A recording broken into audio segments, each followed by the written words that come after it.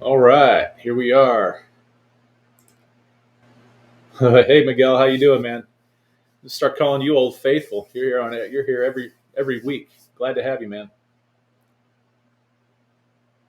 So, as you guys can see, I put up a green screen over here. I got my background kind of blurred out, but I have another camera over here. So I hope it's not too distracting, but it's kind of necessary. If you want to shoot any kind of quality videos, it's really tough. These some of these software driven backgrounds, they just don't work very well. And I've got a really plain looking room here, so I have to dress it up a little bit for some of the other videos that I shoot. Okie doke. Well, we might as well get this started. Can everybody hear me? Okay, if you can hear me, okay, give me a thumbs up or a hell yeah or whatever you want to do there in the chat. Let's see.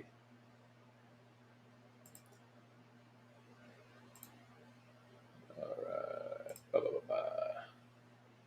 All right. Thanks, Miguel. Okie doke. All right. Let's go ahead and kick it off. Good morning, everyone. I think let's see. We got Miguel. You are coming in from YouTube. Looks like we've got someone else on here. I'm not sure where you're coming from. Doesn't really matter. But as I always like to start these things out, I'd like to drive everybody to YouTube if possible. It really helps us out when we get those views. But before we get started, um, I'm going to start labeling this LSS. You guys like, subscribe, and smash. So if you're over there on the YouTube channel, or if after this you want to head over there, give us the thumbs up, then go ahead and hit that subscribe button, and then smash the bell to turn on notifications. We'd really appreciate it.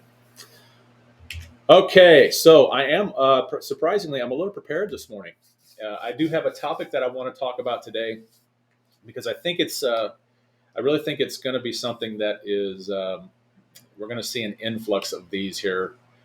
I don't know, next year and a half, something like that. So I'm going to talk a little bit about short sales today.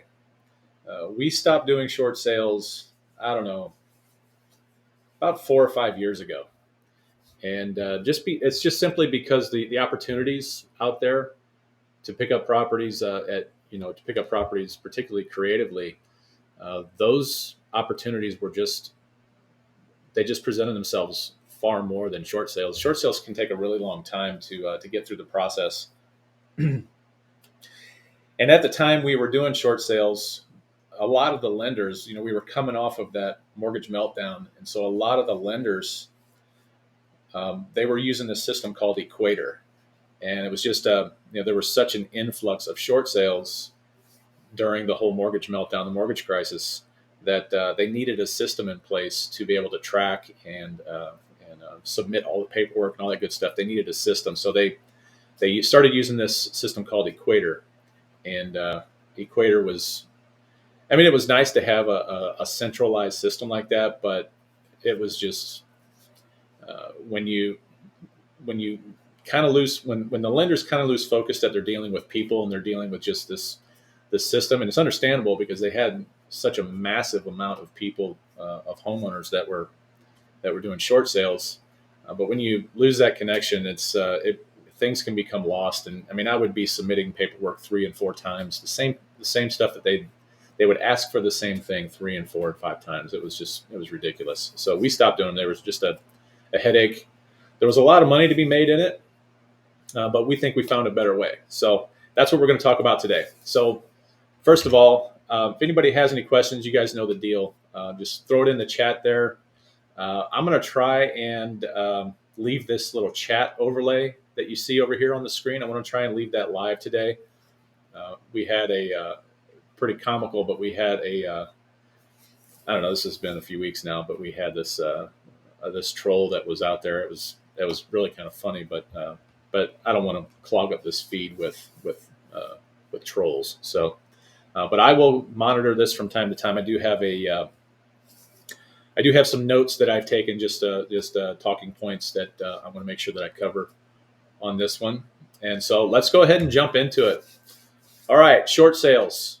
So here's what we're going to discuss today. We're going to talk about what a short sale actually is. Most of you probably already know what that means, but I want to do some, want to have some clarification out there. Talk about when it's appropriate to do a short sale, or when it's appropriate for a homeowner or a seller to do a short sale, and then also what you can do to help homeowners who are thinking about doing a short sale. It's a massive, massive opportunity, and I've built a career off of this exact model. I mean, it's really helped us out. I mean, as far as helping homeowners out, it's really been beneficial to us as well. So, first of all, what is a short sale? Uh, Everyone knows what it means to short sale, or sell a stock short, right? Um, it's basically when an investor speculates on the decline of a stock. They What they do is they borrow a security and then they sell it, hoping that the price of that stock goes down, so that they can then purchase it at a lower price and they make the difference, right? That is not the same thing as a short sale in real estate. However, a short sale in real estate is really quite simple. There's a lot of moving parts, but it is a simple subject to understand. It is when a homeowner offers to pay off their mortgaged property for less than what is owed against it. That's all it is. Um, there almost always has to be some kind of distress involved. It's always loss of income, right? So that's whether that's due to job loss or that's due to um, health issues or disability. The overarching theme is loss of income, and so that creates this inability to pay their mortgage. All right, so and it's usually all very sudden. Um, in a lot of cases, it's somebody, I don't know, maybe somebody has an accident, or we have layoffs or something. It's all of a sudden, it's within a 2-3 month time span. All of a sudden, they can't pay their mortgages. And it's very common. It's very common in down markets. So during the mortgage crisis in 2008 through 2010ish, um, homeowners were doing what they called a strategic short sale. They would run their numbers. They would calculate whether or not it made sense to hold on to a particular property. And really, a lot of owner occupants did this as well. It wasn't just investors, but it really, really got out of hand. So these days, lenders rarely allow this. They rarely allow these. In fact, I haven't heard of a strategic short sale in years and years. But I think it was more of a matter of people overwhelming the system, and people. It's not something that. Let me take this back. They never really allowed it. It was just that fact that the system was so overwhelmed during the meltdown that people were just opting to do these quote strategic short sales. So um, in a short sale, you're gonna a homeowner, maybe not you, a homeowner is going to have to provide evidence of distress. So this would be in the form of something like, um, you know, the lenders will ask for previous year's tax returns. They'll ask for bank statements, current bank statements. Um, we've even seen letters from doctors, from employers, all kinds of stuff that homeowners are having to provide to lenders as evidence, as proof that they're in a distressed situation. And like I say, short sales are far less common these days. Um, we've had ever since, obviously since 2008, 2010, we've had a relatively decent economy compared to that whole era. Um, but this is why it's really important, by the way, um, to really follow the jobless rate. It's probably the most important metric that we have out there as far as being able to tell which direction the economy is headed. Um, but we watch the jobless rate. We watch it both nationally and we try and watch it locally, because we can have pockets pockets across the country that are doing much better than other places. Obviously, I mean, it just makes sense. So So it's really important to watch both nationally and locally what the jobless rates look like, and are they declining, or are they increasing? What where what's the feel for that particular market? And then of course nationally as well. Like I say, it's really the only way that we can gauge where a market is headed. So without jobs, people just can't spend money. So when is it appropriate then for a seller to do a short sale? Um, well, it's generally going to be a combination of things, right? So it's like we talked about before, financial hardship, which is loss of income, but it's also going to have to do with the homeowner being over leveraged, right? So when somebody goes out and they go out and they get a mortgage on a property, make sure we've got no okay. When they go out and they buy a property, they put a mortgage on that property, and then a couple years down the road, they're constantly pulling the equity out of that, or constantly refinancing, so they never actually build up any equity in that property.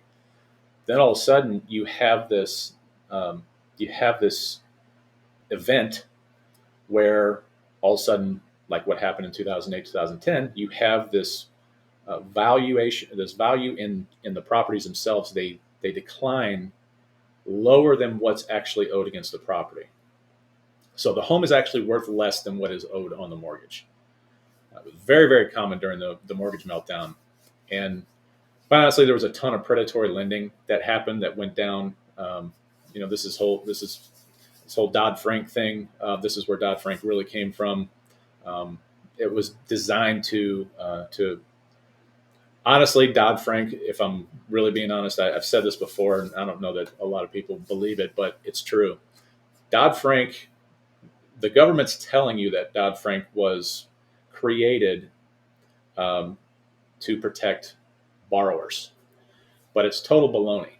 Total baloney. Dodd-Frank was created to protect the government, because there's this little government agency called Fannie Mae that buys mortgages. They buy notes on the secondary market. They are the secondary market. There's a couple others as well, but so the government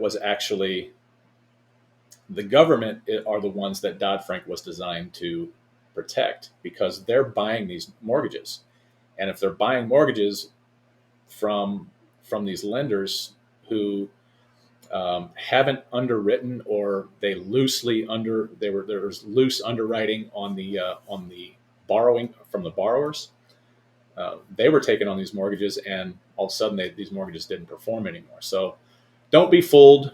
This was a scheme to protect the government. It's not a scheme to protect borrowers at all. Period. All right. Um, so a lot of predatory lending. If you've never seen the movie The Big Short, I highly recommend you go out and watch it. It's a pretty accurate depiction of what actually happened during those times. Uh, so so those are the factors. So here's what's going to happen in a short sale. The seller is they're going to experience some kind of financial event. What they're going to do is they are going to then contact their lender, and they're going to tell their lender they can no longer afford to make their mortgage payments. All right. And they're going to ask for a short sale package. They're going to ask to start this short sale process. And the bank is going to take a look at their financials, and there's a lot of factors that go into it. But when and if it's approved, they go through this package. Once the package is complete, the house must be listed with a licensed agent. All right. We've actually found ways around this, sort of like wink, wink, but the house got to be listed, and the seller slash homeowner cannot make any money off of a short sale. They can't make any money. All right. The financial repercussion, or the consequences, are not as severe in a short sale as they are a foreclosure. So a short sale, it's going to show up on their credit report as it shows up paid as agreed. That's how a short sale will show up. So they've negotiated the sale, So a lender can't necessarily um, state, on the credit reports that uh, it was a foreclosure, or that it's not looked at as nearly as severe as a foreclosure is looked at, but it's implied. Most lenders, if they go out and they try to apply for another loan for homeowners, or if the borrower tries to go out and apply for another loan, most lenders, when they see paid as agreed, they know that it's a short sale, so they know that there's a little bit of risk involved there. And then sometimes, if there's a shortfall, the lender might get a deficiency judgment for any outstanding debt. And that all that is the difference between what was owed and what the house actually sold for. So if the house sold for the amount that for an amount that was lower than the mortgage, a lender could potentially get a deficiency judgment to make up for that shortfall. It's That's something that's really, really common with foreclosures. Not so common necessarily with short sales. Short sales, um, I guess you can consider a short sale as the seller kind of saving face a little bit. They're like, "Hey, I'm having problems. I'm coming to you with my problem. Can you help me fix it?" Versus a lot of people in the foreclosure situation, they basically bury their heads. They bury their heads in the sand and just kind of hope that it all goes away. That's generally what we see. And so, um, it's more likely that in a foreclosure that you're going to have a deficiency judgment versus in a short sale. All right, so the property gets listed. Um, the lender is, like I said, the lender is going to require that it be listed with a licensed agent, and we do have ways that we deal with this. Because if we're doing a short sale, or I'm sorry, let me see, if we're making an offer on a property, we're working with a seller who's going through a short sale, and sometimes we do that. Sometimes we definitely have to do that. This short sales, I want to just kind of emphasize that short sales are necessary sometimes, but not all the time. So if we're working with a seller who is going through a short sale, we want to make sure that we have the greatest opportunity to purchase that property at a discount. All right. So here's the thing. What can you do to help someone who's thinking about doing a short sale? For us, this is super, super simple because, like I said, we've built an entire business around, maybe not short sales, but we've built an entire business around these types of situations, distressed sellers. The answer is simple. You offer to buy the property and assume the debt. All right. We're not assuming a mortgage. We are assuming the debt on an existing mortgage. Who can guess what this is called? Let's see if anybody. All right. I'm not going to wait. This is subject to. You're buying a property subject to. All right. And of course, for anybody, the numbers still have to make sense. You have to, even if you're buying the property subject to, you're taking a property subject to, the numbers absolutely still have to make sense. Um, by the way, you can use our sub two calculator found on the website. Let me see if I can post that. Let me see if I can post that in the chat here. Yeah. All right. Hold on one second here. You guys don't have this tool yet? Highly recommend you go out and get it. There you go. There's the link to it. You can just go to the website. It's up in the menu at the top. It'll say I think it says free stuff there. You guys can go check that out. Handy dandy subject to calculator, and you can use it for other things, but we really like to use it for our subject to deals. It's really accurate, and it has a bunch of goodies that are included in that calculator. So let's see where I was at here. All right, so yeah, subject to calculator. So what is the advantage of buying a property subject to versus going through a short sale? Here are a list of the advantages. Number one, if the numbers make sense, of course, and you can cash flow, this is going to solve major problems for every party involved. The lenders, for the lenders, the note is going to remain in the performing column of their balance sheet. All right, so that note is going to perform, and lenders absolutely love that. Uh, Many of you probably have heard that lenders are not in the business of buying houses. They're in the business of lending money. They use money as a tool to make money. So they, while they are all set up, if they have to foreclose on a property or something like that, they're set up to do that. It's not their primary business. All right. So the more that they can have lined up in the performing column versus the non-performing column of that balance sheet, the happier they are. So you solve that problem by buying this property subject to versus the seller going through a short sale. Number two, you are helping the seller salvage years and years of negative reporting on their credit report. Right? That just makes sense. They might be behind a couple of payments. And one thing that we really discovered on this topic was that banks really don't like when, let's say you have a seller who is behind on the mortgage payment 3, 4, maybe 6 months behind. Right? The lender has started foreclosure. They're in, the seller's in pre-foreclosure. What a lender really does not like is they don't like for, let's say I agree to do that deal with the seller. I'm going to bring that loan current. I'm going to pay all those arrears, right? But then I turn around right away and just sell that property. That's not the most beneficial for a lender. They're like us. They want a cash flow. They have investors as well. And if it's a bank, obviously the investors are the people that deposit their money into that bank.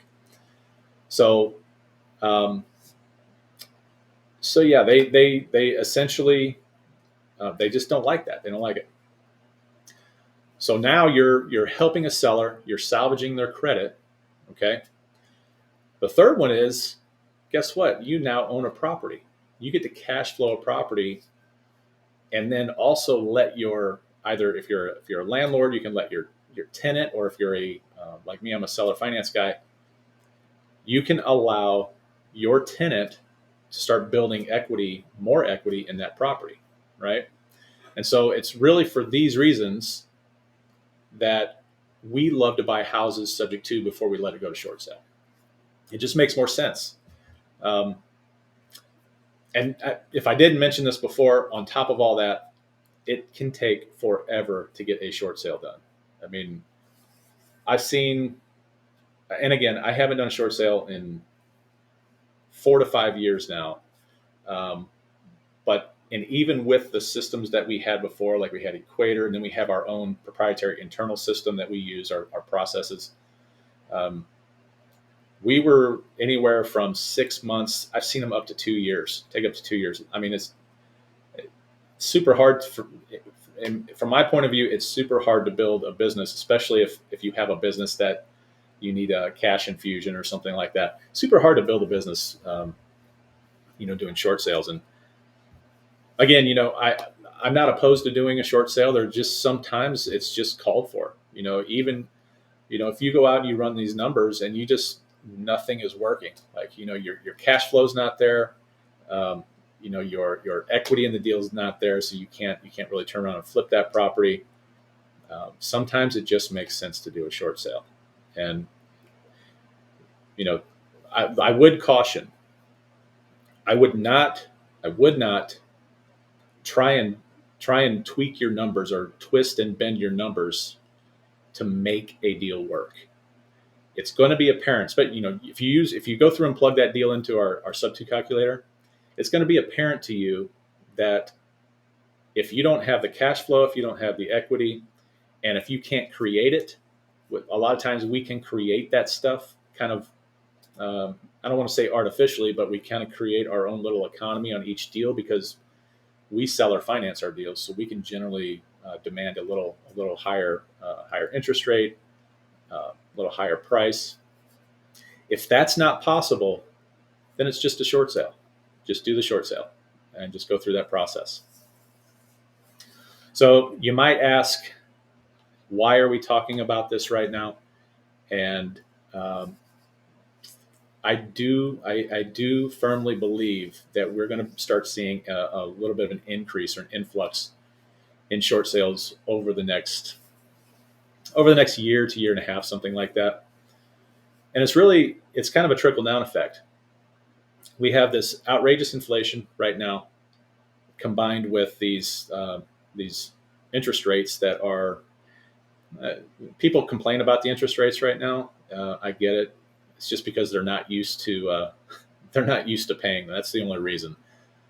Essentially, yeah, we're moving into the 7%, something like that. That's on the high end for sure. Um, but I still say if you can get money at 6% or below, you are doing okay. You're not. It's not a terrible interest rate. It's going to cost you more. I can't do the math in my head. I'm not that smart, but a 1% increase in your interest rate on, you know, is going to dramatically affect the payment, the principal and interest that you pay on it. So, um, all right. So, trickle down effect is, we've got this rise in interest rates. We've got this inflation. People, because of that, people have less money to spend. All right. So that is also going to affect the affordability of existing mortgages today. So it's going to make existing mortgages today much harder for these homeowners to pay. So then what happens? Excuse me. Then what happens is people have to tighten up their budgets, right? They spend less. Now that they spend less, companies are now less profitable. They have to start laying people off from their workforce. You get the picture here. It's just this vicious cycle. I've got some statistics here I'm going to read to you. Forbes just released. Before I get to this, let me make sure we've got no. Hey Jeff, how you doing, man? All right, Forbes just released this survey this past week. I'm going to read it to you. According to consultancy PwC, a survey of 700 executives and board members from various industries conducted last month showed this. Regarding layoffs, definite layoffs. These are people. These are executives that are saying we are planning for layoffs. There will definitely be layoffs. 51% have either started layoffs or they have plans in the works to start laying off their workforce. Then it says an additional 19%. Excuse me, let me get a drink of water here. It says an additional 19% are considering a plan to reduce headcount. Hiring freezes. 52% have started right now, today, hiring freezes or plan to start hiring freezes in the very near future. And an additional 18% are considering hiring freezes. 44% are rescinding or plan to rescind current job offers. So I do really believe that there is this potential, at least, for these short sales coming. And so what I would advise is that we start prepping for this, right? We start getting prepared for this influx. I do believe it's coming, probably a year to year and a half out, like I said. Um, but when you run into a seller who is thinking about doing a short sale, make sure you're the one offering an alternative. And for us, that's always going to be subject to. And it bears repeating. So I'm sorry for repeating myself, but it bears repeating. Look at all the benefits of doing a subject to deal over a short sale for, if not just for you, for your seller. I mean, it's just, it can really help them out in the long run. So that's kind of my spiel on subject to, I'm sorry, on short sales. I think it's on top of that, despite short sales, subject to is just it's a much for your business. Subject to is it's just changed the whole face of what we do. It's one of those things. I talk about this. I give this presentation, kind of a standard presentation. Subject to, when I walk into somebody's home and I know that there's a mortgage on that property, it is a much easier conversation for me to have because I know that the deal's already been funded.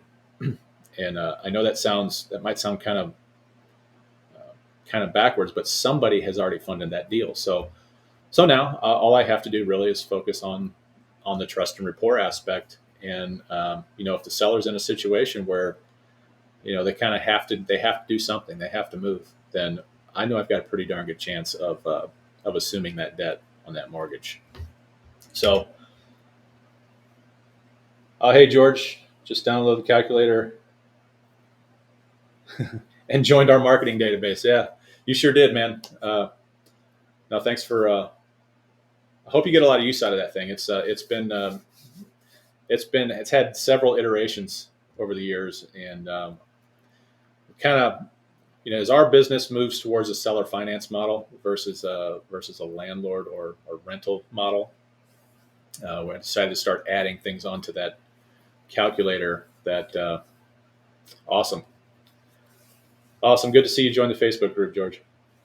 Um, but yeah, so that calculator now has different exit strategies on it. And then if you're going to if you kind of follow the seller finance model, you'll see that there are two amortization schedules in that calculator. One of those is an amortization schedule that you can print out for your buyer, for your seller finance buyer, and then the other one is for your reference. And that what that shows is, it shows your amortization schedule on your underlying loan, and it also calculates the difference between this is the arbitrage part of this, calculates the difference between what you are paying on the underlying loan and what you are earning in interest and equity and all that good stuff on the seller finance loan, the loan that you have given to your buyer. So we think it's a great little tool. It's fast. That's the great thing about it. It's super fast. There's only, you got to fill out all the little green sections. You can't fill out anything else. It's locked down. And quite honestly, I am not willing to unlock it for anybody because I tried that one time and I got just bombarded with people that wanted to kind of make it their own. I guess if you want to create something like that on your own, I don't know, maybe send me a private message and I'll unlock it for you. But just understand, I'm not going to go in and fix it for you. I just don't have the time to do that. All right. Sweet. Yeah. Yeah. It's a handy little tool, right, Jeff? It's a spreadsheet, but it's accurate and it's fast. And so honestly, that calculator, I'm not going to spend the rest of the time talking about the calculator, I promise, but that calculator is what so we have a very different process. We have a well, it's not very different. It's just it's our 6 steps to get a deal done.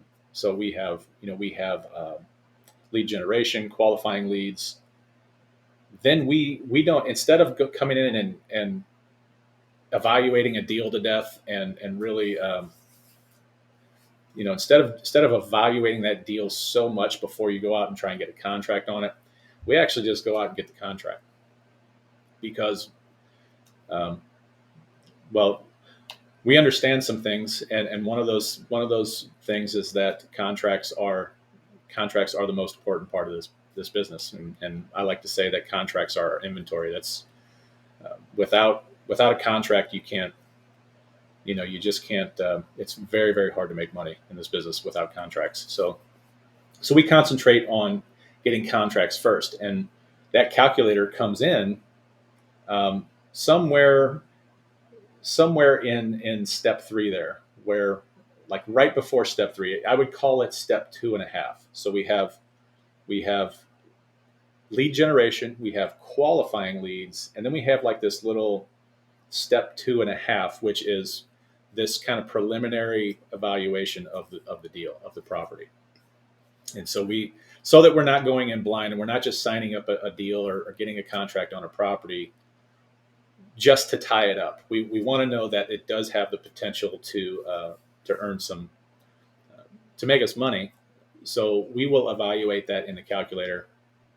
And then once we get the contract, we'll come back and we will just do this massive, we have a pretty large due diligence checklist that we follow.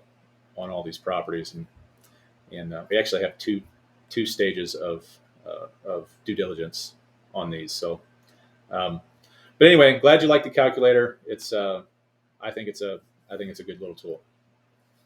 All right. Does anybody have any questions on short sales? Anybody want to discuss anything else on short sales?